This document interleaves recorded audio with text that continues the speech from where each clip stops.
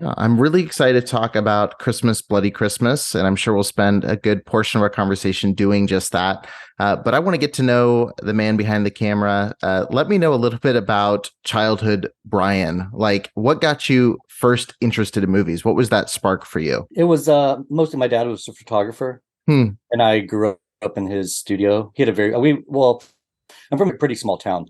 so the possibility of working on movies was never possible. I just never saw that as a thing I would do. Yeah. But he had a studio, and this was back pre-digital, so I spent a lot of time in the dark room or just on his. He had a little bitty shop, so I spent a lot of time there. So I understood the photographic process, and I liked the weirdo stuff that he would do. And I think back then, I saw The Shining when I was a kid. Hmm. I wasn't supposed to be watching it. I was in my room and I realized I could see the TV through the door. Yeah. So I sat there and watched it, and I was just mesmerized. Hmm. And I think that was the intro into creepy movies, I guess. But then I Yeah. saw Blue Velvet, I think when I was graduating high school or something like that. And I was like, what the hell is this? I was like, I didn't know that these movies were made because they didn't show them in my hometown. Yeah. And when I saw that, I was like, well, how do I get involved? How do I do things like this? Like I have an understanding of how cameras and pictures work, but I Hmm. don't know anything else about it. So that was kind of the beginning. And then I just started trying to find a place to go to school to learn things or meet other people that were doing it. But there weren't really any other people in my hometown. Yeah. So found a school and then just started the trial and error of learning where I fit. It's interesting mentioning The Shining because Kubrick started doing photography. You got kind of your door opened through photography first. How do you think starting in the still world affected your view of like actually shooting like motion picture, like going from, focused on composition, one single shot to, 24 of those every second? I think a lot of it is composition because you're thinking about one frame and you're not thinking about. I mean, everything is important, and Mhm. but I do think that that's because you start looking like when you look at a photograph, you're really breaking down everything in that photograph from the grain structure and framing and depth of field and contrast and and I think having had that around and just thinking about the nitty gritty of an image being put onto film Mhm. in the process of developing it and all of those things, just the technicalities of it, I think is what got me excited about the process of Yeah. doing it. And then also just as far as composition goes and really looking at them, because I think there's a lot of times it's just, especially when you're making lower budget things and it's a rush, like it's just you need to get a shot to fill in a gap between two other shots. And the Right. one of the other ones are the important one, and the other one are just necessary to tell the story. Yeah. And I think when you start looking at every single frame as being equally as important, sometimes you don't need as many frames as you thought. Hmm. And the one thing that you have has already told that story. Or sometimes you need more. I mean, it really just depends on the filmmaker. Right. But maybe that's I hadn't really answered that question before, but I guess maybe that's what it is. I know you mentioned the idea of doing this for a living didn't cross your mind till like high school. And then it was like, how do I do this for a living? When's the first time that you actually monetized this ability or found yourself in a position where like, hey, I just made some money doing what I actually like doing? I kind of got to film in a convoluted sort of way. I'm from North Florida, Hmm. and there was a hurricane that came through and just decimated everything. So I was trying to figure out how to just pay my bills and also figure out how to get where I was going and find a school because it was so new to me at the Yeah. time. And I ended up getting this weird job working at a detox center overnight from 12 to 8 in the morning, admitting patients, which I don't have any sort of medical or healthcare background. It was just Yeah. like they're putting people in jobs because everybody was out of work. And I was 18 or 19 at the time. And I met this nurse, and her husband went to different colleges around Florida just to evaluate them. And I told her what I wanted to do, and she's like, "Oh, my husband just went to this place in Orlando, and they had this. It's not Full Sail. They have a community college there that had a film program." And Hmm. she's like, "They get very high ratings. It's supposed to be a good school." And I got there, but their prerequisite for film was theater, and I have never done that. Hmm. So took. You have to take like basic stagecraft, like building Yeah. flat props, some wardrobe, makeup, like all these like little bitty nuggets of all the different areas of theater. And I really got into that, and I realized their film program felt to me at the time more like a training ground for PAs than it did for training Mm. ground to be like maybe a higher position. Yeah. So I decided that I liked theater, so I finished that. So I did that for a few years before, and just through that and through people that I had worked with in theater, I met a guy who was working on a music video. And Mm. on that music video, I went on as an electrician and met a gaffer. And it was this boy band in Orlando. And it was horrible, but it was really eye-opening because the gaffer was just so knowledgeable and so Yeah. nice. And we clicked right away. I mean, he grew up listening to punk rock, and I knew a bunch of that stuff. And so we just started talking and hanging out on set. And he invited me to go and work on a reenactment for America's Most Wanted, when that was probably very at the end of its original run. And then after that, it kind of sparked that interest in me again. I was like, well, where can I go to get the education that I want? And I ended up going up to Chicago and working. So that's when I first got paid. Then I took a step back, went back to school, was still doing theater stuff, but then came back to it as a camera assistant and an electrician later. Do you think film school is an essential for people, or do you think it's something where, knowing what you know now, you would have just tried to learn by doing? Yeah, I would just learn by doing. Okay. I think a lesson that I'm still constantly reminding myself of is whatever it is you want to be, you're ready to do it. You just go do it. You're going to be bad at it. Yeah. You're going to make a lot of mistakes, but at least you'll be on the path to that thing. The old. I'm not that there's anything wrong with the other way either. Like I always think about this. I always wonder if my student loans and time in school were wasted, but I don't think they were, because I went to school with amazingly talented guys that all got me to where I'm at and that I learned Right. from by being around them. Um, they're all shooting TV shows and movies now, like huge ones. And they're guys that I was spending my weekends with making student films. So I don't know that I would give that up, but I kind of also wish I didn't have the student loan that went along with my years Sure. too. I mean, I think if you want to direct, you should be getting a camera and going out every weekend and directing something. Or if you want to be a DP, you just start shooting things, or you find someone who wants to tell a story, no matter what that story is, and practice makes perfect, and people start knowing you as that thing that you want to be, and then you become it. What's the biggest thing that you think film school didn't prepare you for? Like going and stepping onto an actual set or on an actual project. What's the biggest thing where you go like, oh, there's nobody told me this is this is how it's going to be, or I should have been more prepared for this? Um, Maybe the interpersonal workings of a set. I mean, everybody knows you're supposed to be nice, just don't be a jerk to people.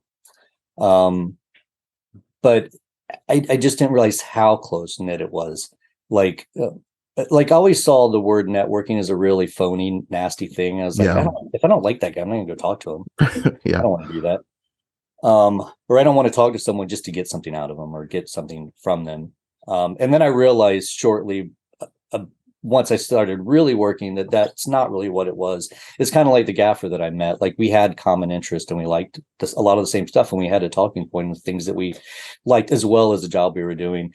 And that's kind of like how I got into Christmas Bloody Christmas. Is I met Josh on set because I had an Erosa sticker on my camera cart.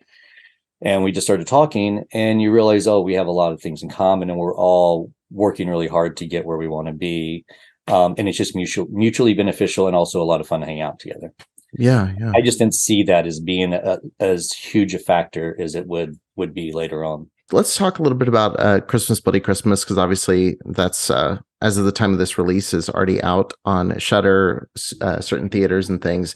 How did that project kind of come together initially, and how'd you end up involved with it? I know Joe had pitched for, I think it was a Silent Night, Deadly Night remake or sequel or something like that, and they felt like it was too different from the originals. I don't know all the particulars, but it was basically something like that. So he was looking, he's like, well, I mean, it's my own thing, so I'll make it. Yeah. And he found people to help him do that. And I've just known Josh and Joe for a long time. And we hadn't worked in the past, but we've been friends for a long time.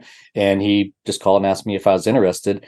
And so he sent me the script and told me a little bit about what he was doing. And I was totally down to do it. I mean, it was a robot Santa movie where he just slaughters the whole town, Yeah. and it's being shot on film. And the thing Joe's very good about is also budgeting for the appropriate amount of shoot days that you need to actually make a movie. I would say my past experience with this and a lot of other just a lot of low budget or mid budget films is they think they can do it in 15 days. Hmm. And the problem is they'll do it in 15 days, but it's not good, or it's Yeah. severely flawed because of the amount of time they allotted to make the thing that they're trying to make. And Joe doesn't do that. So our shooting schedule, we ended up having to cut a few days, but it still started out at like a 45-day schedule or something, Wow. Yeah. which is huge for a movie that's not a $5 million movie. Right. So that was the other attractive part. So anyway, I was like, yeah, I was totally down. We're shooting on location. They started sending me pictures of, because they were already up there, or the art department, and I think Josh was already up there, and they were sending me pictures of locations, and I was just trying to get prepped here in LA before I went up. And that's kind of how it all started. Yeah, that's crazy. What was the idea of shooting on film though? That was there before you were even on board. Like that was a goal. Was that just for the aesthetic and keep making it feel like a kind of 70s more grindhouse aesthetic, or what was the motivation there? No, I don't think time period is really ever factored into the decision for film. Like it's not meant to be a throwback, I don't think. Well, for me, it's not. For Joe, Joe and I just kind of became friends. One of the things that we kind of bonded over initially is just his love of film and wanting to shoot on 16. So we had a lot of conversations, like before he did Bliss, about shooting on 16 and just the cameras and stuff like that. And we just both really liked that aesthetic, and also just the machinery and the process of shooting on film, and the way the grain. Joe is obsessed with film grain. So that was really the decision. I don't think that it was story driven. Yeah. I think he can shoot film for every movie. I mean, the only thing that might be different is going from 16 to 35 if the budget allowed it. Right. Yeah, I have to imagine that up the budget quite a bit. Like you mentioned like a 45 day shooting schedule. You're shooting on film, and everybody knows when you start shooting film, like every time you roll the camera, you're just burning money. Like money's just going. Like, how did that affect the approach day to day with shooting versus like if you had a couple reds and you're going out and filming, you can record as much as you want. How did that change the actual production approach? I was kind of surprised. It honestly didn't really change that much. We actually came in under what our budget for film allotment was. Wow. And if we wanted to shoot it, we shot it. We didn't ever not shoot because we were afraid of burning too much film. Yeah. But having said that too, like we all kind of knew exactly what we were going to get. Joe's very good about knowing the shots he needs. We didn't do a lot of redundant stuff. The only time that it kind of felt a little bit redundant was on some of the action scenes. And you just have to have that coverage to be able to keep the momentum up. And there's a couple of specific spots where like you just needed more parts and pieces. So we were shooting things at a lot more than I'd anticipated. Yeah. But once we were there, it made sense to get the other pieces. Right. But I can't really speak to the exact cost of all of that stuff. Sure. I don't remember what it was. But I just know if I was like, let's shoot this, everybody's like, okay, let's do it. There was never like being overly precious about the film stuff. Right. Yeah. I mean, it's wild to me, like everything I've read so far about it. One, the fact, like when I first started watching the movie, I was like, where did they shoot this? Because I'm thinking like there's no way they actually shot in a real town for this. Then I start reading interviews with Joe, and it's like, no, they shut down a town for us and we shot, and we pretty much, they let us do whatever we wanted. Was that experience like all pretty smooth? Like, I mean, how did that even come together to be able to do the things you guys did in an actual town? Well, they did give us a lot. I don't remember it being always that smooth though. There were moments. Well, we started in, I don't know how much people know about this already, but we started up north in a small town, and it was pretty easy because we needed two houses that were next door to each other. Mhm. And they found these two houses. And for the most part, the community around us was pretty supportive, even though we were shooting overnights for every single night of the movie, which a lot of times in neighborhoods does not go over well when you're shining a light into someone's bedroom. We had one instance where a guy came over and he was very mad. Yeah. But then Josh talked to him and showed him around the set and gave him some attention, and he was better. And then he went away. When we moved to Placerville, where we had the whole main street to shoot on, Yeah. It really did feel like a backlot sometimes, because after like 10 o'clock, nobody was out there. The streets were just totally vacant for the most part. I mean, you might get a random straggler that would come through, but we would just move. We would just kind of let them pass, and then we would pick up where we left off. Yeah. But we were like racing the ambulance up and down that street. The stunt driver was fishtailing it around corners. Like, we were just doing things. And we did have a lockup. We had cops that would come in, and when we were doing the ambulance stuff, but still they didn't really have a whole lot to do because it was such a small, quiet town. Right. We did have a little bit of pushback though, because we had fake snow everywhere all the time. And it turned towards, I think they were just getting annoyed with us because we were there for so long. But toward the end, I know a lot of the PAs and Josh were out there cleaning up snow each morning as the sun's coming up, to keep the town from being pissed at us because we were making a mess, even though all of it was like, it washed away as soon as it rained, or you hosed it down with water, it would usually just wash away. Right. But I remember that being kind of a point of contention for a little while. Yeah. Well, one thing I really liked about the film was how colorful it is, and something that has always bothered me with Christmas. I mean, Christmas movies in general, but especially Christmas horror, is like it tends to feel very like dull and cold, and like it tends to play into that, like those weather elements. Like, I had this issue even watching the Grinch, like the newer Grinch movie, and it's like the movie has all these beautiful sets, and then it just feels washed out and cold. And then this movie feels like almost like Argento, like there's reds and blues like painting every single wall. Like, when did you bring a lot of that intention into it, to be like, oh, it's going to be really colorful? Like, because it does feel decidedly different than, even like the Silent Night, Deadly Nights, or Black Christmas, or like all of the Christmas horror films that we think about traditionally. I mean, I like that stuff, and I've experimented a lot with color in the past, but no, that's really Joe's doing. That's what he wanted to have. And I think a lot of my responsibility on set is to get into the head of the director that I'm working with, to try to figure out what they want, partly to service the film that they're trying to make, but also just to give us a shorthand so we're not figuring it out every day. So Joe and I spent a lot of time talking about brightness levels and color and how things worked, so I could understand what he wanted. So once we got into shooting, it wasn't a back and forth all the time. I wouldn't have to ask questions or get an opinion on something. I could just do it, feeling confident he was going to be cool with it. And once we got going, I think that we kind of achieved that, because it was still a conversation. He and I would always talk about what we were going to do, but we just leaned into it. And a lot of times we would come up and find things that we didn't know we were going to do, like in the toy store.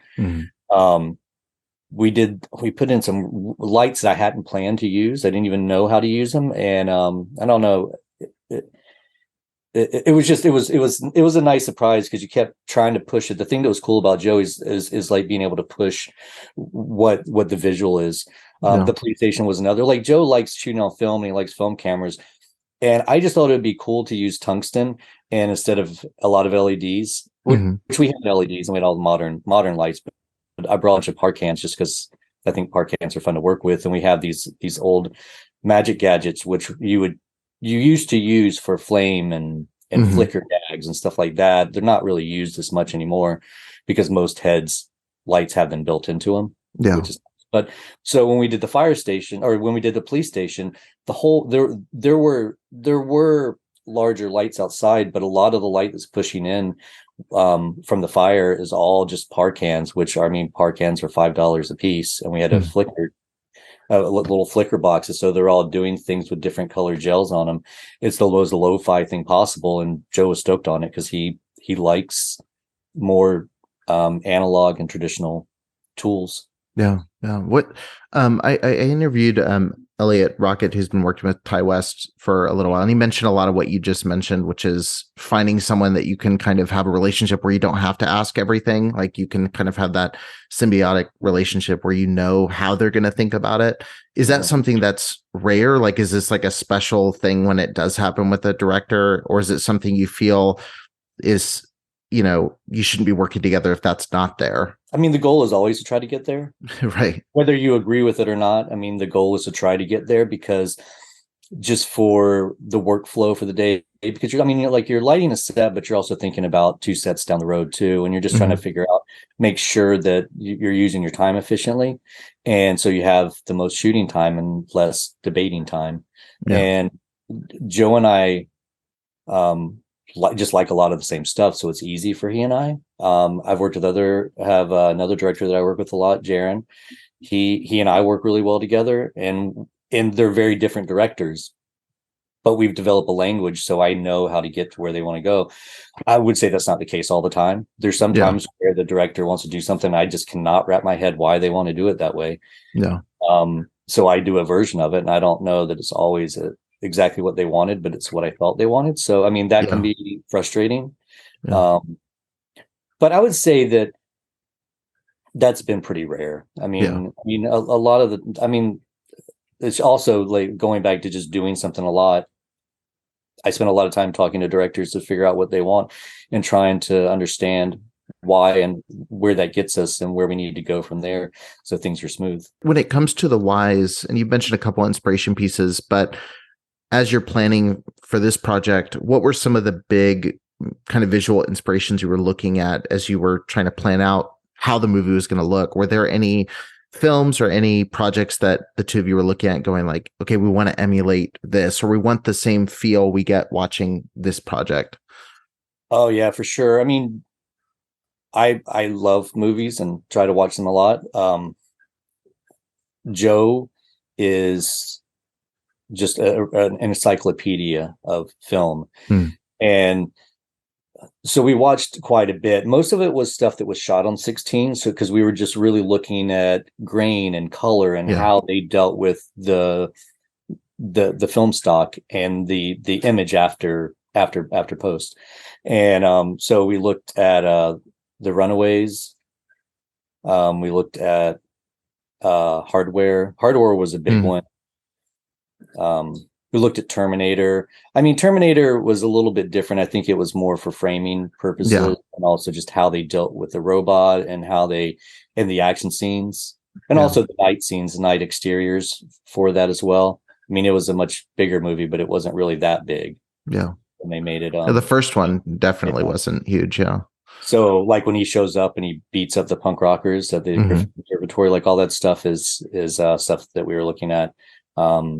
Hardware, like I said, was a pretty big one. I watched that. I mean, I had already seen Hardware and Dust Devil, but I went back and watched it a couple more times. I think those are Halloween 2, the Rob Zombie one, because it was also shot on 16. Okay. And, which was nice because it was shot by Brandon Trouse, and I've worked with Brandon before. Oh, okay. So it's nice. It was funny. I didn't think to reach out to him about it. I just was pulling stills and putting images together, and I like to just have these images so I can move them around and kind of see what is it that draws my eye to a specific image or a frame grab from a film. And so I had some from Halloween 2. And then I went away for something. I came back and I just went out to meet a friend, and I ran into Brandon when I was out one day, and we started talking, and it didn't dawn on me to something. So later it's like, oh, Brandon, I forgot to tell you we did this, and I pulled a lot of stills from your movie to look at for lighting purposes and just reference on our night exteriors. And so I sent it to him, and it's kind of amazing when the references that you have from the movies that you're that you're using as inspiration, you know, the people, and they can comment on the photos that you sent to them. So I sent it to him. And he goes, "Oh yeah, we just used two 2Ks behind the truck when we did that." And I was like, "That's how we did it too." Yeah. So it was pretty exciting to have those relationships, which I mean, kind of goes back to what I was saying at the beginning of the podcast. Yeah. Terminator is like the thing everybody, I think it's kind of, I've been saying like the killer robot Santa is kind of the hook of the movie. Like if you hear that and you go, I'm in, this is a movie you'll probably like. If you hear that and go like, oh, that sounds dumb, like it's a very clear type of movie for, I think, a clear type of audience. Like, and so I think Terminator keeps getting thrown in the conversation quite a bit, but visually there's not too much crossover, like you said, outside of maybe some of the way you frame our main, villain, like it's shot in that way. But Halloween 2 is an interesting one. I'm a huge fan of Rob Zombie's Halloween 2. It might be, depending on the day you ask me, it might be my favorite Halloween movie. What were some of the big pieces you pulled from that? Was it more the stuff in the house, like near the end of the movie? Was it anything from the hospital scene? Like what were you pulling from specifically?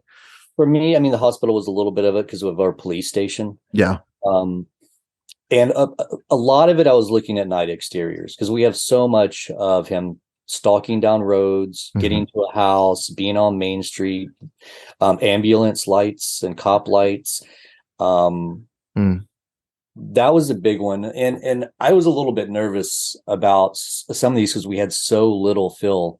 Like the lights that you see in the frame are the lights that are lighting the set sometimes. Yeah, right. And I was really looking at that. Like a lot of times when things are massively underexposed, you start seeing the grain really start popping in an inconsistent way. Like Joe loves grain. I think Joe would underexpose everything and print it up if he could get more grain because he loves it. But my concern was just that grain would be consistent and even. So your eye was never like, oh, why is it all grainy now when it wasn't one scene before?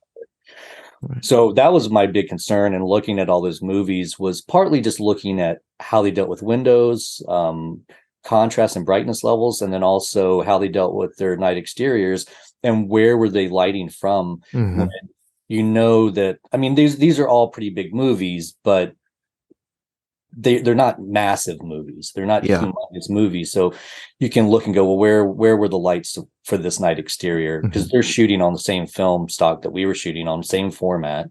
So I wanted to just see, like, were they having to pump a bunch of light in there to get a proper exposure, or was it grainy? That was what we were looking at. Yeah, I have to imagine like Main Street, and I could be wrong. So, and I want to know if I am. Like Main Street, I would imagine would be one of the easier locations to shoot as far as like making it look visually interesting, getting it to be lit, and you can pump a lot more light in. The shots like in those in between transition periods where you're in the woods or like, walking down this empty street, making that look natural, but also where you can see, because naturally it would be pitch black in some of the areas he's walking. Like, what was more challenging and why? And, was it kind of those areas where there isn't any of those like flickering lights in the background and all the color being shot in everywhere? Yeah, it was easier. But my concern was when you deal with a lot of like small little bitty lights, I was afraid we would have a very dark image with just a lot of little spots all over the place. Yeah. And there are some ambient lights on that street lights and stuff like that. But there were a lot of really dark pockets. So when you watch the movie and they're walking down Main Street, there were tons of our movie lights hidden in corridors. So it might be dark for a second, but then they would be picked back up as they go next to the next building. And I don't have a problem. I mean, I like the darkness, but I think that it kind of needs to ebb and flow and feel organic as they're going, and never have pockets that are dark for too long, because then you're looking at Christmas lights and you're not looking at the actors. Right. So we did that, but it was kind of just, we had a light that was walking with them as well. We had some movie lights in, but it really wasn't a lot. Like if you think about the two houses at the beginning or the two houses that are side by side, those were much more lit. Yeah. it was because there was nothing there. There was no street lights. There was a lot of, one house has the massive amount of Christmas lights, the guy who's real into Christmas. Mhm. The other house had nothing. So we had lights hidden behind the houses, and we were using these things called tubes of death, which are just big tubes that pump fog Yeah. into the set, in and around the set. And part of my plan was to light the fog, because the light in the fog blooms, and then all of a sudden you have a background when you used to just have nothing back there. Interesting. So we did that. Yeah, so that location also was just difficult because it was up a hill, and then once you got to the top of the hill, the house is set on hills. So it's kind of like, when I was thinking about this earlier, it's kind of like standing on the desert and wind all day. Like, you're not doing much, but wind just beats you up and you feel tired. Right. Standing on uneven ground all day, Right. you just feel kind of exhausted from standing on uneven ground, and that location was like that. And it was a lot more lighting involved. Yeah. For the finale with the robot, and the trailer shows us, we don't have to go too spoilery, but shooting where, skins on, like the full Terminator, like the closest to a Terminator moment you get, was that all just, I mean, was it just puppet? Was it like, how was that shooting that? Because it wasn't, I mean, Terminator obviously goes pretty much full stop motion at that point. This one looks like a lot of like over the shoulder, you're faking it. I'm assuming it's just a torso up for a lot of that stuff. Like, how challenging was it to pull that off versus, it looking hokey? Because I was waiting for it to like fall apart and be like, okay, this is where it lost me, or but it looks pretty solid, even though you can kind of imagine how it was put together. That whole scene, it sold me on it, like that this is actually happening. How challenging was making that feel authentic versus feeling, potentially hokey? We destroyed that thing multiple times. It was real beat up. It looked From great. just destroying stuff in the room, or we kept blowing it up every day. Yeah. And then they would put it back together, and then we would blow it up again, and we put it back together. I mean, the Russells did an amazing job. It looks awesome. And I was a little bit skeptical at the beginning because I knew what they were doing, and I saw some of it, and I've known the Russells as well. I've known them for years. Yeah. And I had no doubts about their ability, but Joe's very ambitious, and he's like, well, I wanted to have laser eyes. And I was like, I don't know how to deal with these laser eyes. Yeah. And so they're like, well, we'll put laser eyes in it. And the moment those laser eyes turned on, everybody's like, oh yeah, that was the right call to put laser eyes in the Santa Claus. But then getting it to work right, so the eyes weren't like doing crisscrossing the whole time. That was a thing. So we had several different eye rigs to make sure the eyes were straight, whether it was the POV or if we were seeing the Santa Claus point at something. It was really, I mean, the Russells, the whole, not just the Russells, but everyone on their team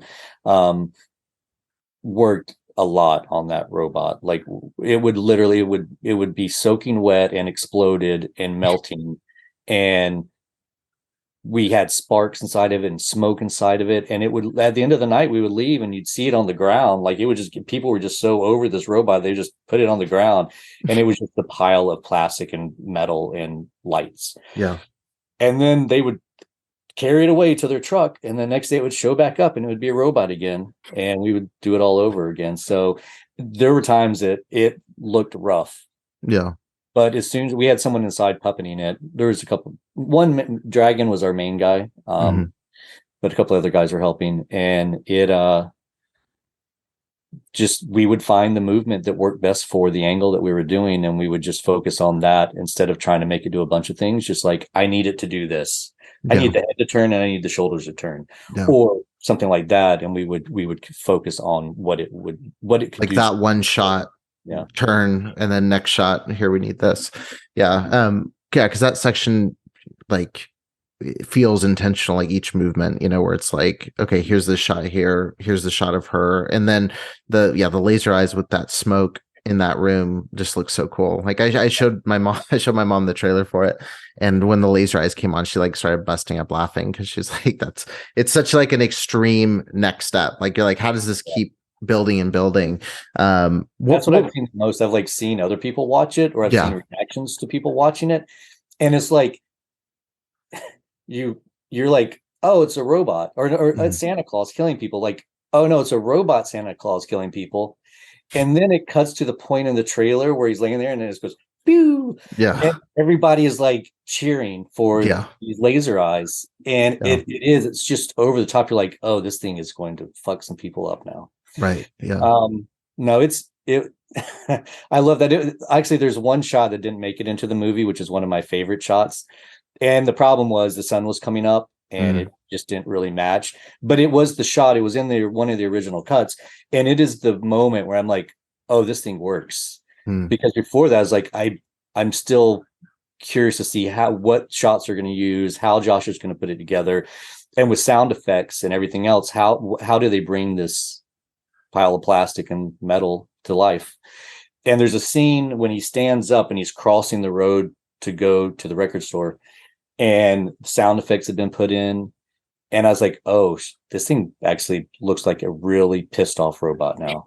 Like it had personality and it had weight. That was the big thing, is like when you see it in person, it's just a bunch of pieces, and it is physically heavy, but it doesn't have the weight of like the guy you're seeing for the first robot, 3/4 of the movie. Yeah. Right. But when the thing stood up and started walking with the sound effects and everything, I was like, oh, this thing sounds and looks like it weighs a couple 100 pounds, and it's just going to demolish everything in its way. And that's when I felt really confident about whatever came after that. Yeah. What moment would you say you're most proud of in the overall finished project? Like, what's the scene you look at, like, whether because it was the most challenging and you pulled it off, or just because it's the coolest moment? Like, what's your favorite moment in the film?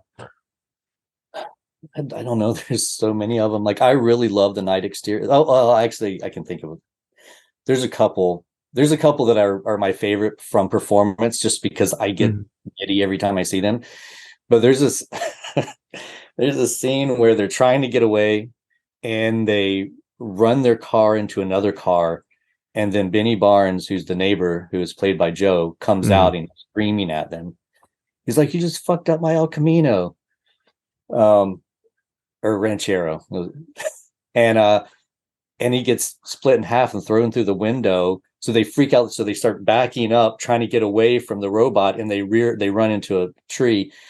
And we had talked about that setup a lot. And on the script, it was oriented slightly different. But like I said, because of the hill that the houses were on, it just changed the blocking. It also made it a little bit more brutal, because instead of just backing on like a flat, like suburban road, he's backing down a driveway slope that's a dirt road that's covered in snow and stuff into a tree. So everything just felt bigger and more dangerous, I guess, and also comedic, because you're watching his body just flop. Yeah, I love that shot mounted on the hood where you just see the body sticking out of the windshield. It's a good moment.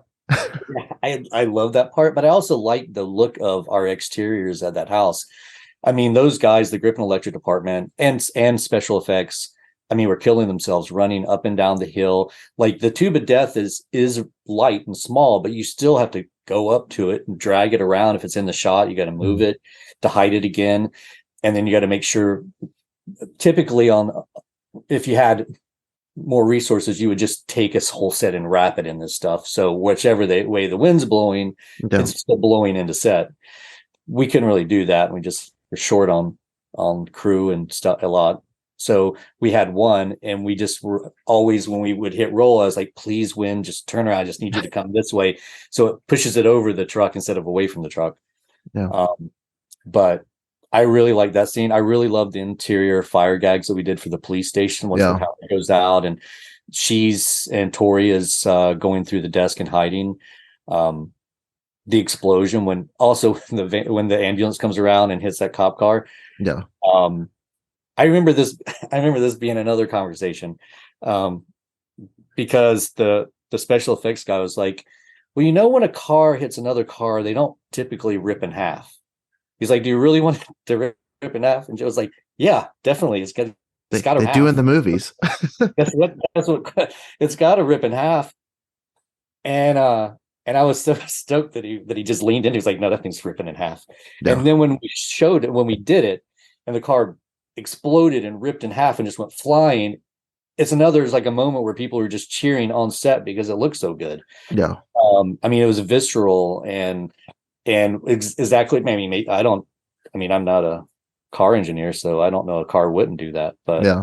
yes, Well, there's like movie science, right? Like there's things you expect. Like if a car crashes, it's going to explode. Like we just yeah, expect those things. And again, like it's one of those moments, like seeing that car rip in half and the ambulance going through, like watching a trailer, you're going like, what's the budget on this movie? Because it's like, it adds so much production value to the overall scene. And that whole final scene, like looks so good. Like that setup and the way it sets up the lighting for all of the rest of the movie is really neat. But yeah, that's another big moment that, like, if you watch the trailer and you see that and you're not sold, then it's not the movie for you, you know. I think the one other thing that I just thought of is which is not an explosion or anything too bombastic, but it's the sex scene with with Tori and Sam. But they're in the room, and I love the lighting in that room. Hmm. I mean, I think it's a sensual scene, but it reminds me of like Body Heat or Hmm. like an early Brian De Palma, like something that feels kind of gritty. It's kind of erotic in a way, but it also is amazing to look at too. And Yeah. I say that because it's just me and Joe in the room to do that. They wanted to keep it as small as possible, so Yeah. it was just he and I, and we're over cranking it, and it's cutting between this and the kid next door. And then we started doing these blind effects, which blind effects can be very hokey sometimes. And Mhm. I think that in this case, we used them to sell this moment that Yeah. they were having, with the Christmas lights coming through. I've when it ramps up into that, despite the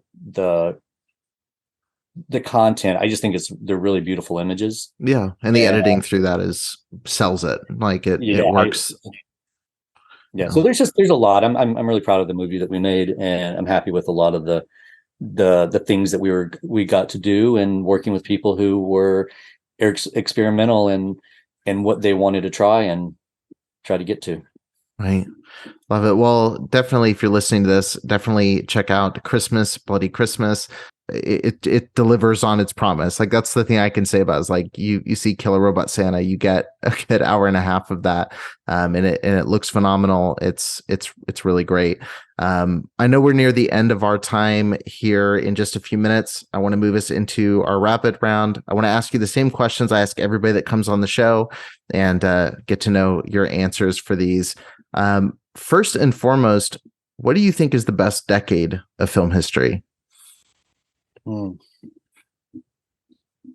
I mean, I feel like I go back to early 80s a lot, but Mhm. I really love the early Universal, and also, well, not just Universal, but the Val Lewton horror films. Mhm. Um, late 70s. I mean, there's so many, and they're all are special in some way or another. But I mean, I guess I do go probably to the early 80s the most. I mean, I was a kid when those movies were coming out, Yeah. so The Thing is a big deal for me. Altered States is a big one for Mhm. me. Blue Velvet. I mean, I guess I actually don't remember what year Blue Velvet was. I guess a little bit after that, but I think that those are the ones that really caught my interest, which so they kind of hold a special place. Hmm. But I love movies, so I mean, for all eras, I can find something that I probably want to watch. Yeah. Uh, Kind of following on the back of that question, if you were given the green light to remake any film, what would you choose and why? Oh,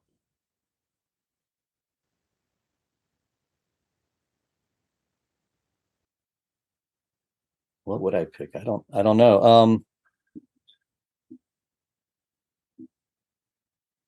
I feel like there's not many that I want to be remade, but Hmm. I was just talking to someone. There's a handful that I think never really got their due because of the limitations of the era they were Mhm. made.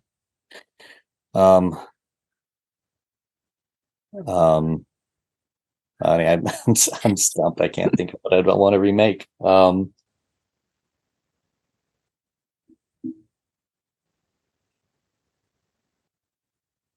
maybe one of the early Val movies, like I Walked Hmm. with a Zombie or something like that. I mean, I think there's a lot of stuff from that era where the themes come through and they're beautifully shot, but the limitations you can see. Those have been largely untouched by remakes, huh? Yeah, I I think haven't thought about that. Yeah. Leopard Man. I mean, Cat People, I think, is really the only one that I know of. I mean, maybe other people have done other ones, but Cat People is the only one I know of. Yeah. Yeah, it's interesting. I haven't. It seems like they're all ripe for it. Where like it's. I mean, surely enough time's passed, considering we remake movies, 5 years later. It's interesting that those haven't been. What is a film that people would be surprised to know that you enjoy? Any favorite rom-coms that come to mind? I don't know if it's rom. I can't think of rom coms. I really like the movie Real Genius. Hmm. I don't really watch it. I don't watch a lot of comedies, but I guess I do like comedies that are from that era. Well, it's Yeah. also 80s. Real Genius is good. Weird Science, stuff like that. I have a soft spot for the Christmas movie Emmett Otter's Jug Band Christmas, which was a Henson movie. Oh yeah. I It just watched that with my daughter last year. Yeah. Yeah, it has the River Bottom Nightmare Band in it. I think that's what I think that's what caught my attention when I watched it as a kid. Hmm. Um, can't think of any other like any ones that are too weird. Is there a certain genre that you'd like to play in that you haven't already? Like, is there anything that you haven't been able to shoot, or a certain style of project that you'd be interested to like test out shooting in that visual language? Yeah, there's quite a few. I mean, I've done a lot of kind of mostly horror Hmm. related films, which I like. I mean, I like horror, so I don't mind doing that. But I really like murder mystery, like Agatha Christie sort of stuff. Like Hmm. I was obsessed with Knives Out when it came out, and I Yeah. was very apprehensive at first. I was like, I don't know if this is going to be what I want it to be, and I thought it was great. Hmm. I also really love more like just strictly straightforward art house sort of stuff, like the movie Amir, which I guess Hmm. has horror elements to it, and Let the Corpses Tan. Those filmmakers, I always butcher their names, but Helen Catet, I think, or something like that, and Bruno. I can't. I always mess up their names, but those I love their films, and I think that their films are narrative, but they're really experimental and textural, Hmm. and I would like to do more of that. I think a lot of the stuff I've worked in the past has been with stories that are a little more straightforward, even Yeah. though maybe the process is kind of experimental, or we're kind of figuring it out or trying new things. They're still really rooted in a narrative story, and it'd be nice to work with a director who doesn't care about that at all, I guess. Right. But most people don't want to make black and white movies about nothing. So Yeah, that's true. A24 does a couple every year, but yeah. yeah. Which of your projects personally do you think is the best representation of you as a creator? I think that this is the closest one I've gotten to do things that I want to do. I mean, the last couple of films that I did with Jaron had serious limitations on multiple levels, but Yeah. there were successful things that we did too. I really like Jaron a lot as a person and a filmmaker, and it was fun making them. But I don't know that we always got to go where we wanted to go sometimes. Yeah. So I would say probably Christmas is the closest I've gotten to get to doing things that I want to do the way that I'd want to do them. Gotcha. And last question I ask everybody that comes on the show: what is the best piece of advice you would give to an aspiring filmmaker who is listening to this? I guess just start doing the thing you think you want to do, and you'll get there eventually. I just think the long way around is thinking that you need someone to tell you that you're good enough or that you've made it to have made it. If you want to be a director, then today you're a director. So you got to go make movies. If you want to be a costume designer, when you get up to date, you start designing costumes and find people who are telling stories that are the type of stories you want to tell too, and start trying to get people to let you make the things that you want to make. Yeah. I think that I suffer, and a lot of other people have suffered from the idea that you need to wait for someone to tell you that you've made it so you can start doing the job you always wanted to do. And I now think that is really the wrong way to get there. It's just like, and Joe would tell you the same thing. I mean, Joe's a director, never went to film school, just wanted to make movies, and he is a director, a writer director, and that's because he didn't need permission to be that thing. Yeah. I want to ask you one bonus question on the back of that, because that's something you'll hear a lot of people say, well, if you want to shoot, just shoot. If you want to be a director, be a director. And then I think as far as the motivation to go shoot is great, as far as knowing, because nobody starts good, right? Like everybody, you start and the thing you make isn't good. Maybe like your family tells you it's good, or maybe you have a couple of friends that'll say it's good. If you're not looking for the approval of other people to do the thing you want to do, that's a good thing. How do you choose which voices to let in when it comes to critiquing your work or giving you that, that constructive feedback? Like, how do you know what voices to let in, I guess, as you're moving forward? Versus that internal knowing, I guess, or knowing like, I've got this, or I'm figuring this out. Well, I think it's just, I think it's fine to take criticism from anybody who wants to give it to you. I think it's pretty easy to see who you gel with and who you don't, who understands the work that you're trying to make. Because, or people that it's constructive and they're trying to help you do better than what you're doing. You might not agree with them, but it's a voice and you can take it into consideration. And then you keep the things that are helping and then you get rid of the things that are not. You never know. And I've seen this with sitting in on like test screenings and stuff, like where before a movie is actually done, not necessarily like the Hollywood test screening with a bunch of people you don't know that give you notes. I mean, I'm sure there's valuable things that comes from that too, but just watching and looking at things with your peers, people will see things that you're too close to it to have seen. And you'll go, oh, I've been looking at this thing for a month. I don't know why I never saw that before. Or I never saw that relationship because I was so focused on this other relationship before. So, I mean, I think it's really just surrounding people, getting people that are your peers, listening to what they have to say, and knowing that you don't have to take all of it. If you don't want to take what you like, throw the rest away. And then maybe on your next project, you realize that you made a huge mistake and you should have listened to them. And then now you get a chance to listen to them. Yeah. We were talking about photography earlier, and one of the things that I took away from that I think a lot of people don't think about is not every single frame is going to be perfect. When a photographer goes out and shoots all day long, maybe one frame out of 100 is one that he planned, and that will be the photo that you see. And you go, oh, well, he made this amazing photo. All of his photos must be good. And that's not the case. I mean, there's just tons of garbage that lands on the ground that you never see because it didn't work for one reason or another. And I think that's the same thing with cinematography and movie. There's like multiple takes that don't work. There's bad performances. There's scenes that just don't fit into the flow of the film anymore. So you got to remove them and not be overly precious about something. And it's the same thing with design or whatever you want to do. You're going to do a lot of bad ones before you do a good one. Not every time the pen hits the page is something to be gold. So I think it's being okay with just throwing things away and not being precious with something so precious with something that you force a bad idea into being. There. Yeah, no, I really appreciate that. I wanted to get your perspective on it, but thanks so much for taking the time to do this and for all your work. I mean, I always like getting a chance to thank people at the end for just making movies because it's something that I enjoy. I enjoy seeing different approaches and different projects coming together.